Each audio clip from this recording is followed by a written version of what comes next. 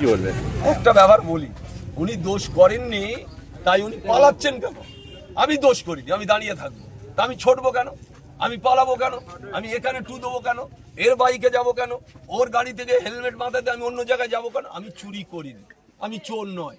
তা মানুষ আমার তাড়া করছে চোর চোর করে, তা তুমি ছুটছো, মানুষ তো সুযোগ পাচ্ছে। তাহলে তুমি যদি সত্যি অন্যায় করোনি, তুমি তোমার জায়গায় দাঁড়িয়ে থাকো, দেখি তোমার কতটা হিম্মত। আমি সেটা আমরা তো দেখতে চাই। তা তুমি বলছো আমি চুরি করিনি, আমি ছুটছি, তা চুরি না করলে তুমি ছুটবে কেন? চোর এতে প্রমাণ হয়েছে। তুমি একাধিক চুরি কেস নয়, একাধিক লুটপাটের সাথে তুমি যুক্ত।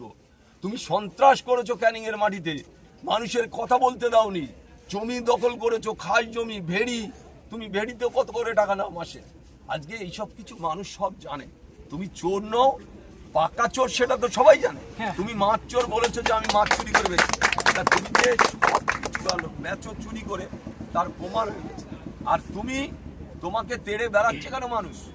যেখানে যাচ্ছে সেখানে সওগাত মোল্লার ডিম ছোড়া হচ্ছে, সেখানে মাছ নিয়ে যাওয়া হচ্ছে, সেখানে ভালো খাবারের ব্যবস্থা করছে। তা তুমি ভালো মন্দ খাও জেলে বসে বসে, তুমি চুরি করোনি, অন্যায় করোনি, ভালোভাবে থাকো, শান্তিভাবে থাকো। ভাঙড় ক্যানিং এর মানুষ এখন অস্বস্তিতে আছে। তুমি বেরোলে হয়তো তোমারই কি করে দেবে, সেই জন্য তুমি নিরাপদ জায়গায় থাকো, তোমার জীবনটা বাঁচো, পরে কারবার দেখা যাবে।